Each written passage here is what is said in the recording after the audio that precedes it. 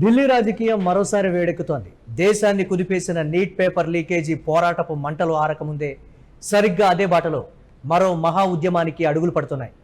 సామాన్యుడి జేబుకు చిల్లు పెడుతున్న E20 పెట్రోల్ విధానానికి వ్యతిరేకంగా ఆమ్ ఆద్మీ పార్టీ నేతృత్వంలో సరికొత్త రగడ మొదలైంది. ప్రభుత్వ ఏకపక్ష నిర్ణయాలపై ప్రజల్లో పెరుగుతున్న ఆగ్రహం ఇప్పుడు దేశ రాజధానిలో పెద్ద ఎత్తున అగ్నిపర్వతంలా బద్దలయ్యే సూచనలు కనిపిస్తున్నాయి. ఒకవైపు లక్షలాది మంది వాహనదారుల గోడు, మరోవైపు ప్రతిపక్షాల దూకుడు చూస్తూ ఉంటే కేంద్ర ప్రభుత్వానికి మరో అగ్ని పరీక్ష తప్పేలా కనిపించడం లేదు. అసలు E20 పెట్రోల్ వల్ల సామాన్యుడి వాహనం మైలేజ్ పడిపోతుంటే పాలకులు ఎందుకు మౌనం వహిస్తున్నారు? అమెరికా అధ్యక్షుడు ట్రంప్ ఒత్తిడి మేరకే మన దేశంలో ఎథనాల్ దిగుమతులు జరుగుతున్నాయా? పాత వాహనాల ఇంజన్లు కాలిపోతున్నా, రబ్బర్ పార్ట్స్ దెబ్బతింటున్నా ప్రభుత్వానికి ఎందుకు పట్టడం లేదు? నీట్ వివాదంలో దిగివచ్చినట్లే E20 విషయంలోనూ కేంద్రం తన నిర్ణయాన్ని వెనక్కి తీసుకుంటుందా? ప్రజా వ్యతిరేకతను ముందే గుర్తించి సర్దుబాటు చేసుకుంటుందా? లేక మరోసారి ఉద్యమ ఉధృతికి బలవుతుందా?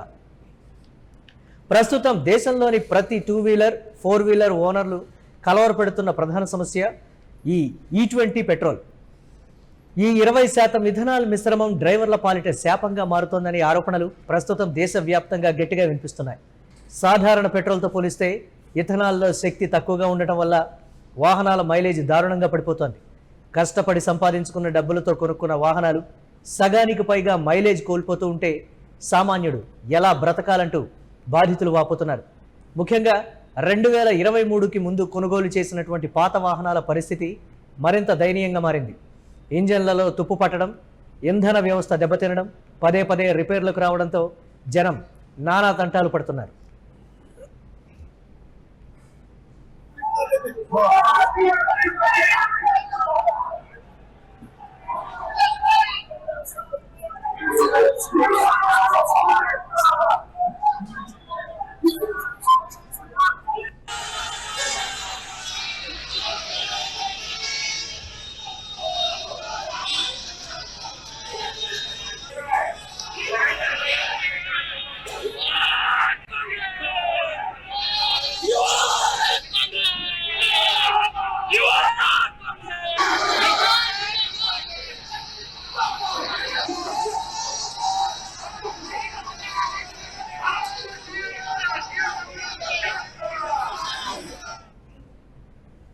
అయితే ఈ సంక్షోభం వెనుక పెద్ద రాజకీయమే నడుస్తోందన్న విమర్శలు జోరందుకున్నాయి. అమెరికా పెద్దల ఒత్తిడికి తలొగ్గి అక్కడి ఎథనాల్ను మన దేశంలో విక్రయించేందుకు కేంద్రం పెద్దపీట వేస్తోందని ఆప్ తీవ్ర ఆరోపణలు చేస్తోంది. దేశ ప్రజల ఇబ్బందులను పట్టించుకోకుండా రాబోయే 5 ఏళ్లలో బిలియన్ల కొద్దీ డాలర్ల వ్యాపారం కోసం మన ప్రయోజనాలను విదేశాలకు తాకట్టు పెడుతున్నారని కూడా మండిపడుతున్నాయి ప్రతిపక్షాలు. మార్కెట్లో అసలు స్వచ్ఛమైన పెట్రోల్ దొరకకుండా కేవలం E20 మాత్రమే అందుబాటులో ఉంచడం ఏ రకమైన బలవంతపు విధానం? ప్రజల అభిప్రాయాలను పూర్తిగా పక్కన పెట్టి అత్యుత్సాహంతో ఈ నిర్ణయాన్ని ఏడాది ముందే అత్యవసరంగా అమలు చేయడం వెనుక అసలు మతలబేంటి? ఇవే ఇప్పుడు దేశవ్యాప్తంగా ప్రతి ఒక్కరి మదిలో మెదులుతున్న పదునైనటువంటి ప్రశ్నలు.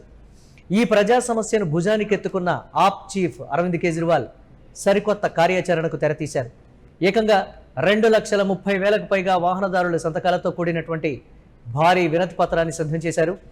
మంగళవారం మధ్యాహ్నం 100 మంది మద్దతుదారులతో కలిసి నేరుగా ప్రధాని నరేంద్ర మోదీ నివాసం వైపు పాదయాత్ర చేపట్టేందుకు కదులుతున్నారు. సమస్య చిన్నది కాదు. దేశవ్యాప్తంగా కోట్లాది మంది వాహన యజమానుల బ్రతుకులకు సంబంధించింది. అణగారిన గొంతుకల తరపున మొదలైన ఈ నడక రాబోయే రోజుల్లో ఎలాంటి రాజకీయ ప్రకంపనలు సృష్టిస్తుందనేది ఇప్పుడు ఉత్కంఠగా అయితే మారింది. కొద్ది రోజుల క్రితం నీట్ విషయంలోనూ ఇదే దృశ్యం కనిపించింది. తొలుత మొండిపట్టుతో వ్యవహరించిన ప్రభుత్వానికి విద్యార్థుల ఉప్పెన లాంటి ఉద్యమం ముందు తలవంచక తప్పలేదు. నీట్ వివాదంలో కేంద్రం ఎదుర్కొన్న రాజకీయ డ్యామేజ్ అంతా ఇంత కాదు. ఇప్పుడు సరిగ్గా అదే సీన్ E20 పెట్రోల్ రూపంలో రిపీట్ కాబోతోందనేటువంటి సంకేతాలు స్పష్టంగా కనిపిస్తున్నాయి.